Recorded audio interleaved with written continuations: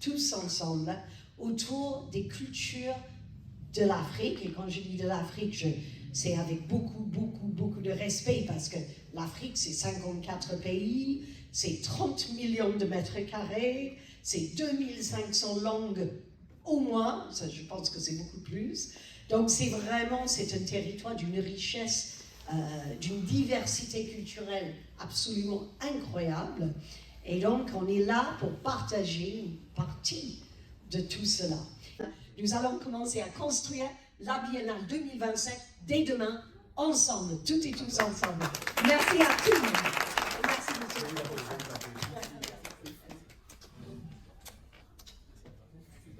Alors, merci beaucoup. Je voudrais qu'on l'applaudisse encore une fois. Merci beaucoup.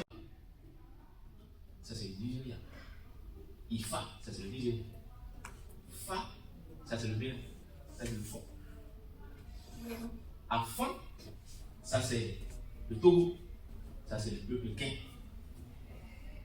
Ça veut dire que la même chose a plusieurs appellations, compte tenu des contre des peuples qui l'accueillent.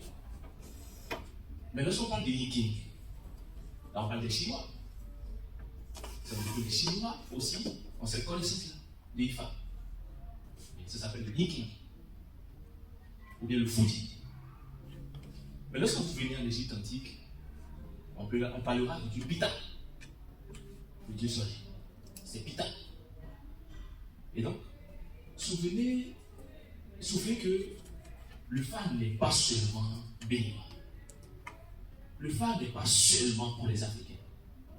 Parce que Pythagore de Samos a fait tout ce trajet depuis la Grèce antique jusqu'en Égypte antique pour se faire élire.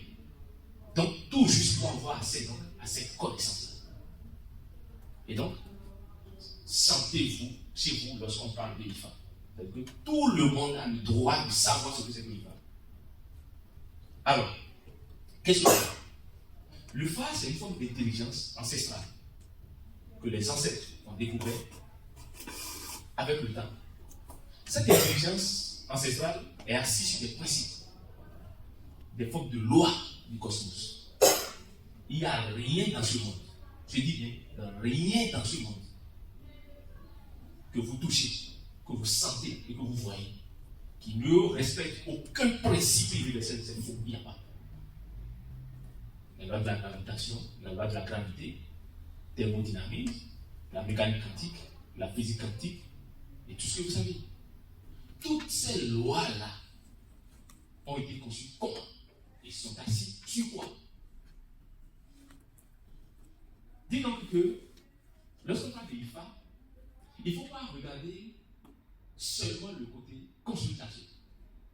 Ah tiens, j'ai un problème, je veux rencontrer le prêtre du phare, j'ai des difficultés, je veux rencontrer le prêtre du phare. Mais on oublie en réalité que le phare est allé plus loin, que le phare va plus loin. Parce que le phare va s'inscrire donc dans ces lois universelles, ces lois du cosmos que vous connaissez et que je connais. Et donc, avant donc que nous ayons accès donc à différents types de création, de créativité, il y a que notre curiosité nous a fait prendre part à l'observation de la nature, du naturel.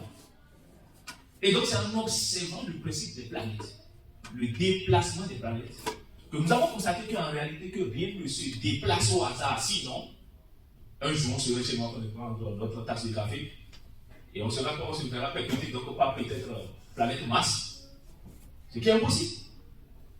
Un jour, peut-être, on est chez nous, on est en train de boire du café et puis on se voit percuter par la planète Jupiter. Mais comment est-ce que la planète Jupiter est venue percuter la planète Terre?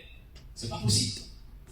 Mais pourquoi est-ce que c'est pas possible? C'est forcément parce que il y a un principe pour que cette planète-là respecte. Et ces principes sont assis sur le Ordou. Le Ordou qui n'est rien d'autre que Ifa, Ordou. Ça veut dire qu'avec le Fa, sinon avec le Ordou, qui compose le vin, Ordou qui veut dire règle, loi du cosmos, loi universelle. Ça veut dire qu'en se basant sur Ordou ou bien les lois du cosmos, on peut comprendre tout ce qui est mécanisme, process qui se passe dans la nature. lorsque tu es peut-être assoiffé donc de connaissances, quand on parle de la métaphysique, oui. Lorsque tu es assoiffé de la connaissance, c'est que tu es peut-être scientifique, c'est vrai, parce qu'on parle de raison. Mais plus loin, la raison a des limites, et c'est justement pour cela que la physique a besoin de la métaphysique. Il n'y a pas de physicien sans métaphysicien. Il n'y a pas de métaphysicien sans physicien. Même les grands ingénieurs, les personnes les plus assermentées qui sont arrivées à faire de nobles découvertes, ont un côté purement spirituel. Parce qu'en observant, il faut être dans un état d'esprit. Les différentes étapes qui nous ont menés à la connaissance. Il y a ce qu'on appelle l'expérimentation. L'expérimentation nous a amené peut-être donc à la connaissance. Donc plusieurs étapes nous ont amené à la connaissance. Et donc,